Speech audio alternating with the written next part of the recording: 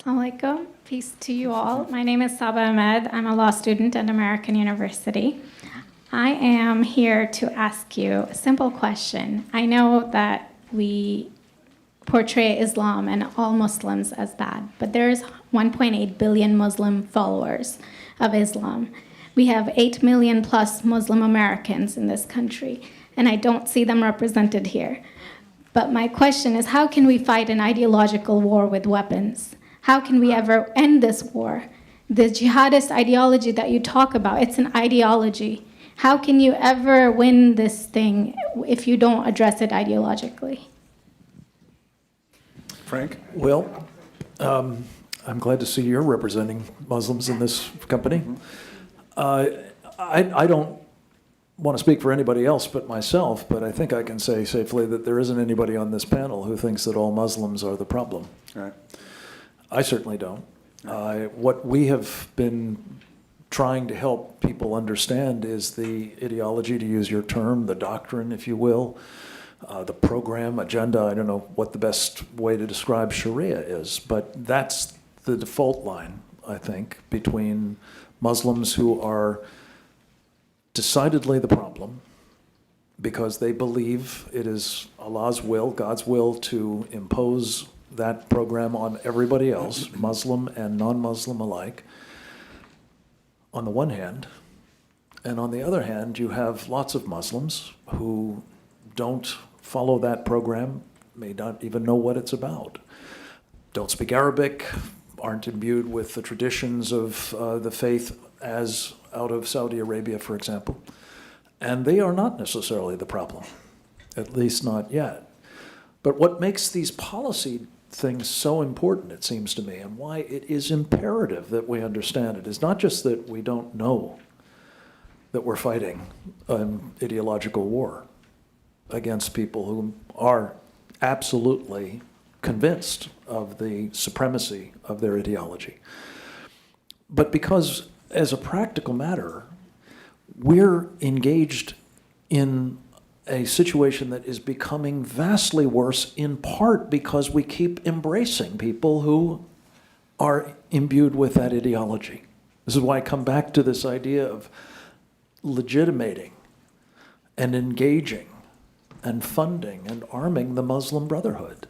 These are exponents of Sharia. It is part of their agenda very explicitly to impose it, as I say, on everyone else. So I thank you for the question, and I think we absolutely do need to deal with this as an ideological war, at least in part, or at least understand that the ideology that is driving the violent jihad on the one hand, and every bit as importantly, what the Muslim Brotherhood calls the civilization jihad on the other.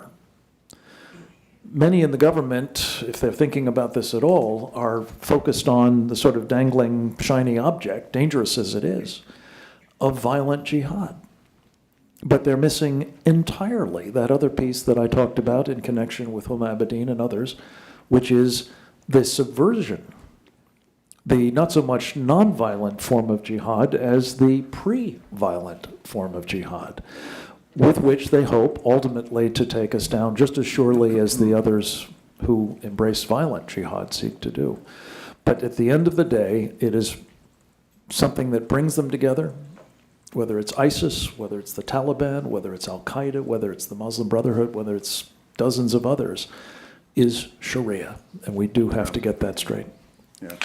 Great. Great question. I am so glad you're here, and I am so glad you brought that up because it gives us an opportunity to answer. What I find so amazing is since the beginning of this panel, which we are here about Benghazi attack against our people, not one person mentioned Muslims. We are here against Islam, or we're launching war against Muslims. We are here to discuss how 4 Americans died and what our government is doing. We were not here to bash Muslims. You were the one who brought up the issue about most Muslims, not us. And since you brought it up, allow me to elaborate with my answer. There are 1.2 billion Muslims in the world today. Of course, not all of them are radicals. The majority of them are peaceful people. The radicals are estimated to be between 15 to 25%, according to all intelligence services around the world. That leaves 75% of them peaceful people.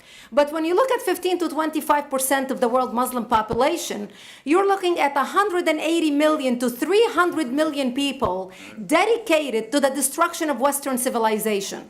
That is as big of the United States. So why should we worry about the radicals, 15 to 25%? Because it is the radicals that kill. Because it is the radicals that behead and massacre. When you look throughout history, when you look at all the lessons of history, most Germans were peaceful. Yet the Nazis drove the agenda. And as a result, 60 million people died. Almost 14 million in concentration camps. 6 million were Jews. The peaceful majority were irrelevant. When you look at Russia, most Russians were peaceful as well. Yet the Russians were able to kill 20 million people. The peaceful majority were irrelevant. When you look at China, for example, most Chinese were peaceful as well. Yet the Chinese were able to kill 70 million people. The peaceful majority were irrelevant. When you look at Japan prior to World War II, most Japanese were peaceful as well. Yet Japan was able to butcher its way across Southeast Asia, killing 12 million people, mostly killed with bayonets and shovels. The peaceful majority were irrelevant. On September 11th in the United States, we had 2.3 million Arab Muslims living in the United States. It took 19 hijackers, 19 radicals to bring America down to its knees, destroy the World Trade Center, attack the Pentagon, and kill almost 3,000 Americans that day. The peaceful majority were irrelevant. So for all our powers of reasons and us talking about moderate and peaceful Muslims, I'm glad you're here. But where are the others speaking out? And since you are the only Muslim representative,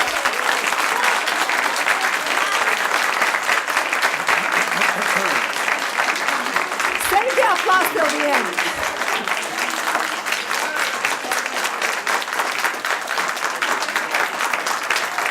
Thank you.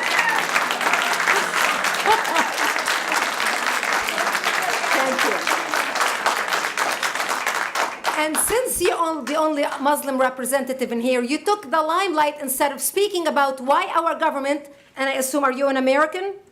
You're an American citizen. So as an American citizen, you sat in this room and instead of standing up and saying a question or asking something about our 4 Americans that died and what our government is doing to correct the problem, you stood there to make a point about peaceful, moderate Muslims. I wish you brought 10 with you to question about how we can hold our government responsible.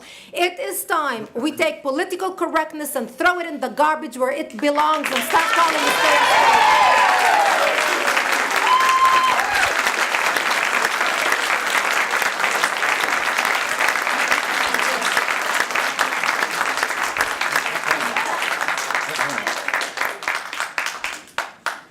And there will be refreshments afterward. Did you want to respond to the... I think we're out of I can't follow that. You had a follow-up that you'd... you go ahead. Comment. Thank you for your responses. And I do really hope that other Muslims will start showing up at these conservative forums. But, as a peaceful American Muslim, I would like to think that I'm not that irrelevant.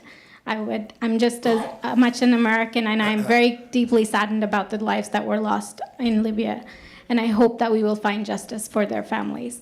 But I don't think that this war can ever be won by just the military. You have to you have to bring Muslims to the table to address this. I think So everyone thank you. agrees that it can't be won Everybody just agrees with militarily, and I think that everyone has said that. You tell me who the head of the Muslim peace movement is?